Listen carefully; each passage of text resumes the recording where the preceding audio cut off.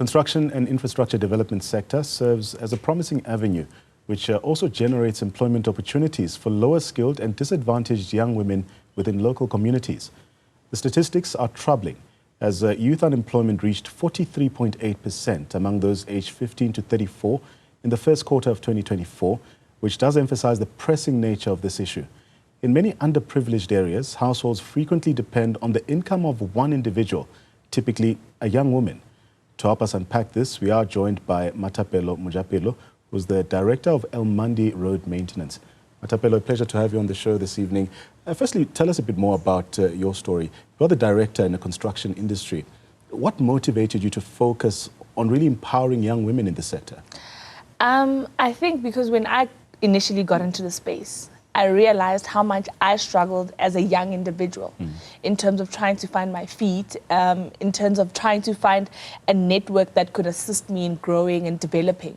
You understand? So I thought, you know what, there's other young females like me out there who've got so many questions, and obviously they don't know where to start. Yeah. They don't know which direction to go. And I took it upon myself to say that let my story be an example to the next person that you can do this and it's possible. And I think I wanted people to hear it from an honest perspective. I'm not going to sugarcoat and lie to you. No, I'm going to tell you the truth about the reality of the industry, you know, but the opportunities as well for other young females that come after me. Speaking about the realities, I touched a bit on these troubling unemployment statistics. How can the construction industry then help to reduce youth unemployment, especially among women in South Africa? You see, another benefit about the construction industry is that because it's so diverse, there's so much for people to do. Do you get what I'm saying? And you don't necessarily have to be skilled all the time.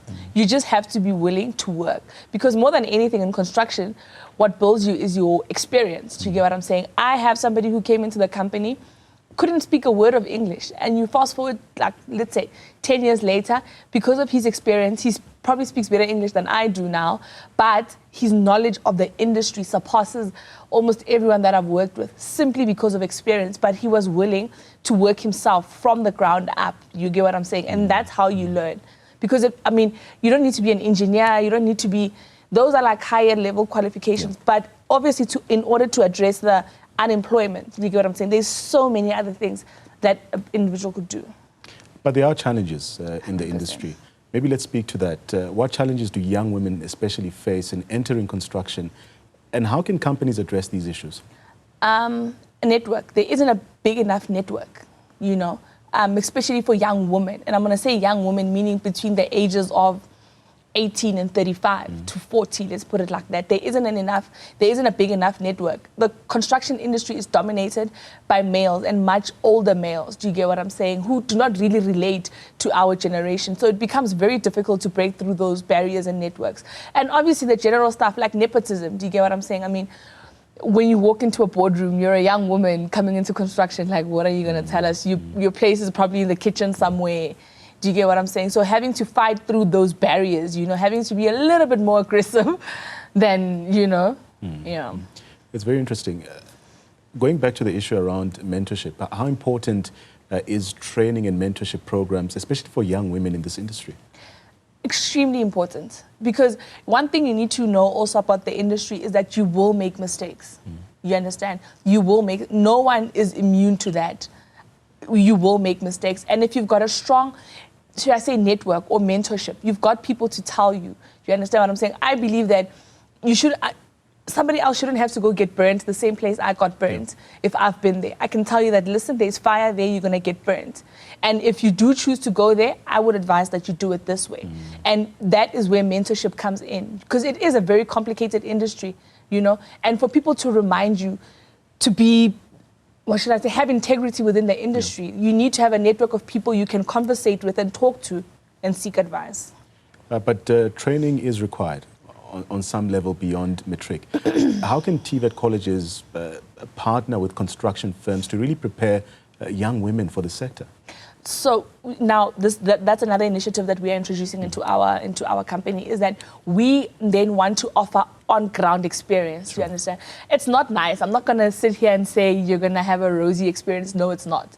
Because you have to get to work at 5 a.m. in the morning, whether it's winter, whether it's summer. 5 a.m. you have to be at work. 6 a.m. the site needs to be operating. Those are some of the things that you're going to have to deal with. Do you get what I'm saying? You find that the site is in the middle of nowhere. Those are some of the things that you're going to have to deal with. But we are now creating initiatives where we want to give people, or let me say young women, you know, real life experiences of site. Because we all had to go through that. That's just a rite of passage, if I can put it like that. But correct me if I'm wrong, it does also sound like it's got an internship element to it. Yes. What role do internships then play, and apprenticeships play, in really inspiring young women to get involved in the sector? So basically now with that, obviously it depends on your skill. Do you get what I'm saying? Are you an engineer? Are you a technician? Did you graduate from a university? Did you graduate from a technicon? All of those things, they play a role. Do you get what I'm saying? We find a lot of engineers that went to school, but because they don't have the necessary experience, they also have to start from the ground up. Do you understand what I'm saying? And you find somebody who's got an excessive amount of knowledge simply because of research and experience, then we position them in a different place. All right. And how can other sectors adopt similar models to really empower, especially young women, and also combat this problem that we have, unemployment? I think the thing for me is, I'm going to say it again, experience, experience, experience, experience. If you get an opportunity to go pack boxes somewhere, take it. You have apologies. No problem. Take it, because you've got one foot in the door, and you use that to gravitate yourself forward. Do you understand what I'm saying? We had a lady that worked in a company where she was cleaning. The company gave them opportunities for them to go study. She chose to be an accountant, and today she's accountant in our company.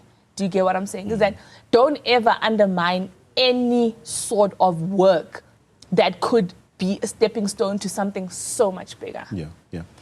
I want to probe you on other issues as well. Yes. We spoke earlier about the construction mafia before this interview. What are your thoughts on this growing problem that we mentioned? And how can the industry then protect itself, but also its workers, against these individuals, these thugs, really? I think that's more of an integrity thing. Do you get what I'm saying? And that's more on a human level. I can't tell you not to be a criminal. That's entirely up to you. But you need to know your why of why you're doing this and maintain your integrity. I'm not afraid to walk away from a deal that I feel like is going to compromise my integrity, because it might seem sweet and rosy now, but 10, 15 years down the line, it's going to come back to catch me. Do you get what I'm saying? And that's where your integrity then fights with you. It's painful and it's difficult, you know, because you're thinking, but that is what will keep you alive in the industry, is that you're not afraid to make a difficult decision. I mean, crime will always be there. Whether you go work in Canada, whether you go work in America, it doesn't matter where you go, you are going to find the same problems of mafias, of people trying to take chances, but then it goes back to your integrity as a person. I always say, I'm not a tenderpreneur, I'm a businesswoman. So I'm going to run my company like a business, you know, and that means some very difficult decisions. Thank you so much for that very inspiring story. Mmathapelo Mojapelo, who's a director at Elmandi Road Maintenance, also telling us a bit about her story and giving valuable insights on empowering young women, especially in the construction sector, but also very importantly, telling us how she got into business and